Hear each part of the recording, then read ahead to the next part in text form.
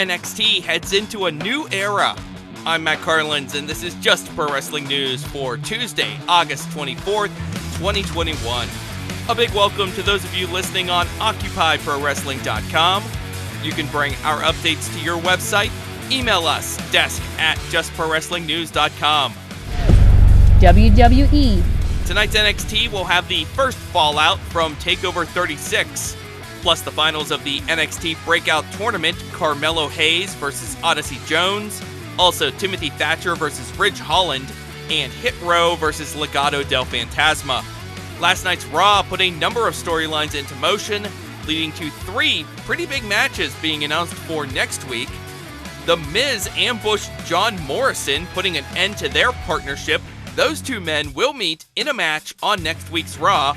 The breakup went down after Xavier Woods beat The Miz. Morrison tried to spray Woods with a drip stick, but got Miz instead, and things went downhill from there.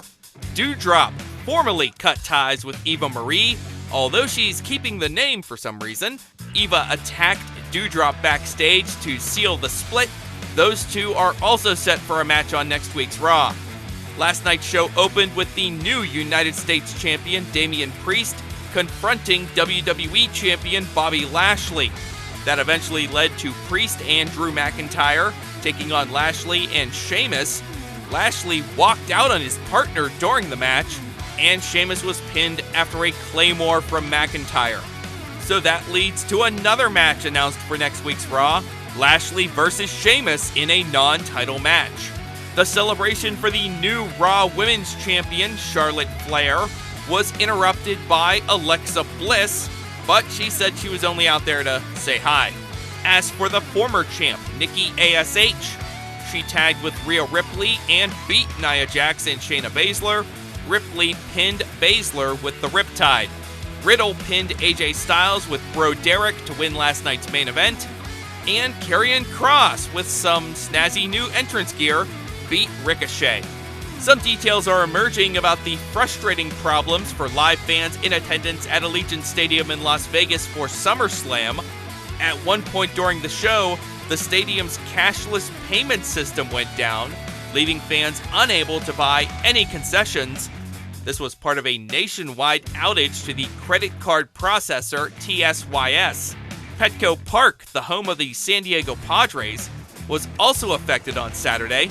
Everything was back up and running by Sunday.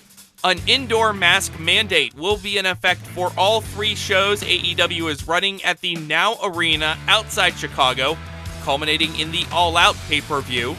The order covering all of Cook County, Illinois went into effect on Monday in response to an increase in COVID-19 cases. AEW. Dissension in Dark Order. Colt Cabana, Allen 5 Angels, and Evil Uno lost to Death Triangle in the main event of last night's AEW Dark Elevation. A reversal late in the match led to Uno delivering a forearm strike to Angels, and Angels later took the pin. After the match, Uno was upset at Angels. Cabana and the rest of Dark Order had to step in to cool off the situation. No rest for Angels. He is back in action tonight on Dark against Dante Martin. Also on tonight's Dark, Orange Cassidy, Chuck Taylor, and Wheeler Yuta versus Matt Hardy and TH2. Cassidy, Taylor, and Yuta beat TH2 and The Blade on last night's Elevation. Cassidy pinned The Blade. New Japan Pro Wrestling. New Japan is running 4 straight days at Korakuen Hall starting on Tuesday.